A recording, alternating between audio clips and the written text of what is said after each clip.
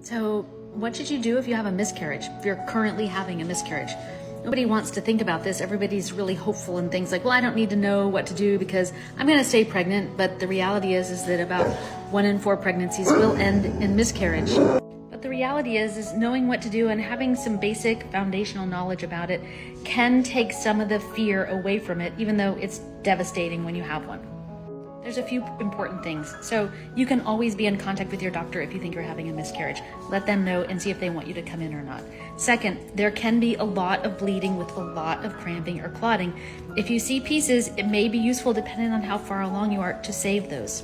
If you have pain, you can use Tylenol, but try to avoid using Advil or Aleve.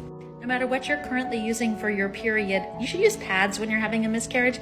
Not only will it let you to kind of collect the clots for your doctor to examine or biopsy potentially, but also it's the safest way to prevent infection, which during a miscarriage, your cervix is open. You really want to be careful about that. You also want to avoid intercourse for about 6 weeks after a miscarriage because, again, the cervix has been open and you want to make sure that everything is healed up before you introduce a penis that could potentially introduce an infection. And then how long should you wait before you try again?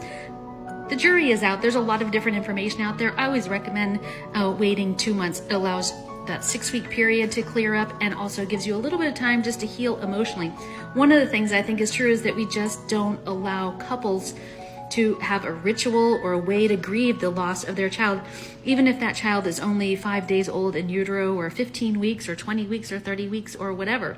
So make sure that you allow yourself to heal. I can't tell you how many women will tell me, yeah, I had 2 miscarriages and my period just never came back. Do you have any ideas about that? And I do. I think it's from unchecked grief that didn't get resolved as a result of that previous miscarriage or miscarriages.